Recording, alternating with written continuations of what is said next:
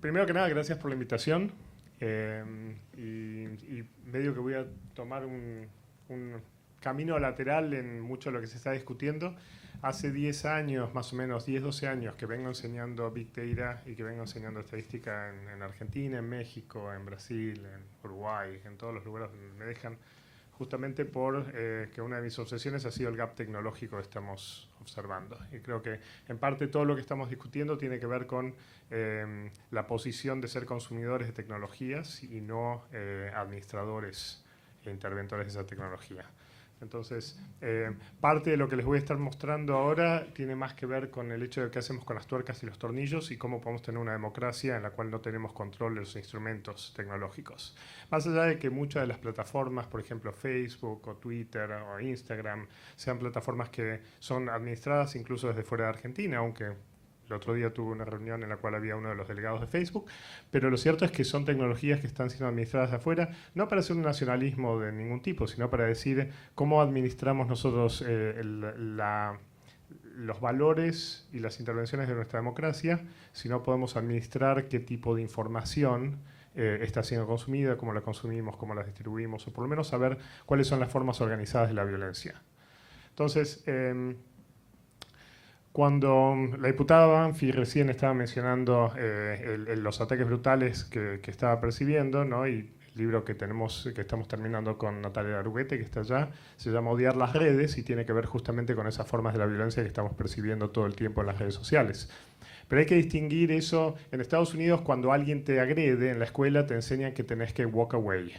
Entonces, cuando viene alguien a pegarte es walk away, walk away, walk away. Y eso todos los chicos se lo aprenden desde temprano. Y con los trolls tenemos la misma estrategia. Cuando hay un ataque de un troll, a los trolls hay que ignorarlos porque si no les das visibilidad algorítmica y aparecen más fuertes y entonces se activan. Justamente el valor de mercado de un troll es la capacidad de activar mensajes en función de que pueda enganchar con la audiencia en la cual está interactuando. Entonces, la reacción inmediata es justamente lo que está diciendo, ¿no?, la diputada Banfi. Uno tiene un ataque de los trolls y uno lo obvia y uno se mueve por el costado. El problema es que la mayoría de esos casos no tienen que ver con libertad de expresión, sino con formas organizadas de la violencia. Y eso quiere decir que nos ponen un brete, porque uno no está simplemente walk away del que viene a darte una piña. Uno está tratando de ver cómo administras formas organizadas de grupos que tienen formas de intervención, que tienen objetivos políticos, que tienen mecanismos de intervención políticos que no son triviales. Y a eso la respuesta no es solo la respuesta personal, sino necesita formas organizadas del conocimiento.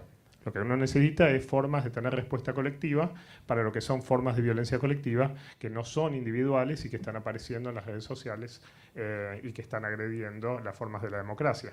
Y eso en gran medida implica que lo que tenemos que también poder hacer es avanzar tecnológicamente. Entonces, en Estados Unidos se había armado mucho lío con este tipo de intervenciones algorítmicas de Google, donde Google va aprendiendo lo que a uno le gusta, entonces cuando uno, por ejemplo, pone los argentinos son, autocompleta el tipo de cosas que uno va a buscar. Entonces ahora si uno, por ejemplo, pone blacks are, va a ver que queda vacío. ¿Por qué? Porque después de mucho conflicto, justamente por los estereotipos que aparecían ahí, hay una cantidad de limitaciones que van apareciendo en el algoritmo y van blanqueando áreas de intervención democráticas que tienen que ver con justamente la afectación de derechos y garantías. Entonces, cuando uno lo hace acá en Argentina, todavía vemos los argentinos son poco innovadores, son latinoamericanos, son latinos como son, la raza son latinoamericanos, son celosos, son americanos, son pedantes. Todo cierto. Y los norteamericanos son anglosajones, estúpidos, fríos, ignorantes, blancos, conservadores, pobres, altos, rubios. Y eso ya no aparece en Estados Unidos porque todas esas áreas han sido bloqueadas justamente porque hay intervenciones democráticas de formas de administración de la tecnología. Y en eso también estamos a la saga porque para ese tipo de cosas necesitamos justamente tener formas de fiscalizar socialmente y de entender de dónde viene la violencia. Eso no quiere decir restringir el lenguaje, no quiere decir restringir el discurso, quiere decir que cuando, por ejemplo, hay un ataque colectivo, uno sabe cuáles son las dimensiones de ese grupo, uno sabe qué es lo que están interviniendo, uno sabe qué tipo de activación del mensaje tienen, y en ese sentido lo que uno tiene es información y conocimiento que te dice cuáles son los alcances de esas formas de la violencia. Porque si no, lo que hay es no hay capacidad de reacción, ni siquiera desde el punto de vista simbólico, porque no sabemos quién es el que nos está atacando, cuán extensivo es, y por ejemplo, todos nosotros hemos tenido forma de ataques en los cuales ponen fotos nuestras o de los hijos, o todo ese tipo de actividades, y uno dice, bueno, ¿cuán importante es? ¿Tengo que preocuparme? ¿Tengo que salir a la calle? Entonces, todos esos elementos de la violencia aparecen justamente porque no tenemos formas de respuestas del conocimiento. Y eso implica construir herramientas, que quiere decir entrenar gente y poder pagarlas. El problema es que en este momento es muy caro. Estábamos hablando ahora de los quiebres tecnológicos y que cómo avanzamos rápidamente y de pronto tenemos un mundo que es algorítmico, donde estamos representando formas de la violencia que están apareciendo, pero cierto es que estamos a punto de entrar a una era que es todavía mucho más complicada. La Internet de las cosas, que es la gran batalla que estamos viendo entre Estados Unidos y China, es justamente la transición del modelo algorítmico y del modelo de producción masiva de información de Internet y de la forma de transmisión que tenemos ahora a todo lo que son las cosas, ¿no? Entonces, una cafetera se conecta con otra cafetera y tenemos todas las cafeteras del barrio están interconectadas y eso quiere decir que así como yo sé cómo están activando trolls, porque puedo conectarme al API y ver dónde están activando distintos tipos de discursos, también voy a poder saber eventualmente dónde se prendió a las 6 de la mañana una luz, fue a tomar la ducha, eso cómo está asociado con la cantidad de leche. Y claro, me hace la vida más cómoda, pero eso también quiere decir que la Internet de las cosas va a empezar a proveer una cantidad de información sobre nuestra vida privada, en la cual somos usuarios, igual que somos usuarios de los teléfonos y somos teléfonos de Internet. Entonces, tenemos acá un problema de gap tecnológico que tiene que ver no simplemente con estas estructuras importantes de saber quién acepta los discursos y quién propaga los discursos, sino también entender cómo esos discursos están producidos en términos informativos y qué hacemos con ellos. Entonces, en el momento que la democracia se confronta a problemas tecnológicos, no son solamente los problemas de los ataques de los trolls, no solamente los rusos que están interviniendo en la elección de Trump, por ejemplo, sino también estamos hablando de privacidad, que estamos a punto de entrar en un mundo en el cual la privacidad básicamente va a desaparecer. Yo puedo conseguir en este momento data de las piedras y eso quiere decir que con muy poca información uno obtiene trazados redundantes de lo que está haciendo la gente que te permite hacer perfiles muy exactos. Vamos ahora a tener muchas formas redundantes de información que van a afectar la privacidad en formas en las cuales tenemos que no solamente saber lo que pasa, tenemos que poder intervenir tecnológicamente y estamos muy rezagados en recursos humanos e información técnica. Tenemos que poder, como se mencionó hace un rato, resolver problemas de desigualdad enorme en estas intervenciones. Si tenemos sectores de bajos ingresos y de altos ingresos, los niveles de violación de la privacidad que van a haber bajos ingresos van a ser mucho mayores. Los mecanismos de defensa jurídico de esos sectores se trasladan también en formas digitales que van a también aparecer y en eso necesitamos formas de controlar tecnológicamente lo que está pasando. La polarización que estamos observando en las redes sociales es algo que también tenemos que poder administrar no solamente como usuarios, dándole una respuesta ciudadana, que es importante educar al ciudadano, sino también esa respuesta colectiva. Y también tenemos que poder dar una respuesta colectiva a los órdenes de manipulación y saber de dónde están viniendo estas formas internas, externas, de apropiación de lo que se está haciendo.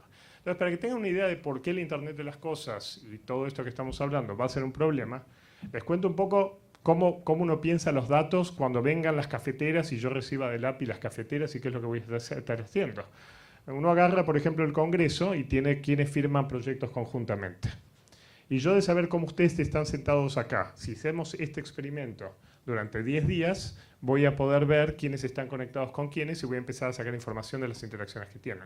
Entonces yo puedo ver formas organizadas de interacciones entre individuos de cómo firman proyectos. Puedo verlo por cómo están organizados, cómo se sientan en las mesas. Puedo sacar información sobre la estructura que conecta a los individuos por el discurso político, por la forma en que están votando. De todas estas cosas saco estructura, redes. El mismo tipo de cosas que hago en Twitter las hacía en el Congreso hace 15 años.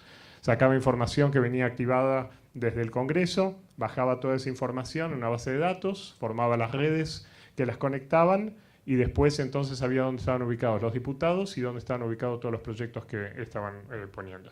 Y una vez que tenía eso, podía ver qué era lo que definía la tasa de éxito legislativo.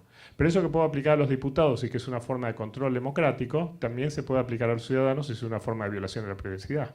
Entonces, el tipo de democracia que elegimos tiene que ver con el control de los instrumentos que podemos aplicar. Y eso quiere decir que necesitamos gente que pueda hacer esto, porque en este momento no damos abasto. Y porque no damos abasto, cuestan $150.000 cada uno de estos individuos, el Estado no los puede pagar, y eso quiere decir que Argentina, por ejemplo, tiene todos los sistemas informáticos desprotegidos, porque no puede pagar los salarios que se necesitan para competir técnicamente con este tipo de cosas. Entonces, una democracia digital necesita ciudadanos digitales que tengan capacidad de operar digitalmente, acceder a la data, producir información y resolver problemas técnicos y no solamente problemas de organización social. Y en eso estamos muy retrasados. Lo mismo pasa con Twitter y con todas las redes sociales. Cuando, por ejemplo, empecé a trabajar con las redes sociales, ¿por qué era? Y porque uno podía ver con mucho detalle cómo interactúan los individuos sin ni siquiera darse cuenta. Nisman era un caso que a mí me parecía apasionante porque la gente en su vida que pensaba que era privada intercambiaba mensajes que me permitían mapear todas las esquinas de individuos que pensaban que estaban en Facebook, no en Twitter, que no se daban cuenta que esto era un microblogging y que todos veíamos todo. Entonces, usando el mismo tipo de información, yo puedo poner dónde están los medios gráficos, dónde están los ciudadanos, dónde están los partidos políticos, también puedo ver las comunidades de trolls. Lo que necesitamos es gente que pueda hacer este tipo de información y entender formas de intervención y de violencia desde la democracia y no simplemente desde el capital más concentrado. Porque en este momento los que lo pueden hacer son justamente los que tienen los recursos económicos para financiar ese tipo de posiciones.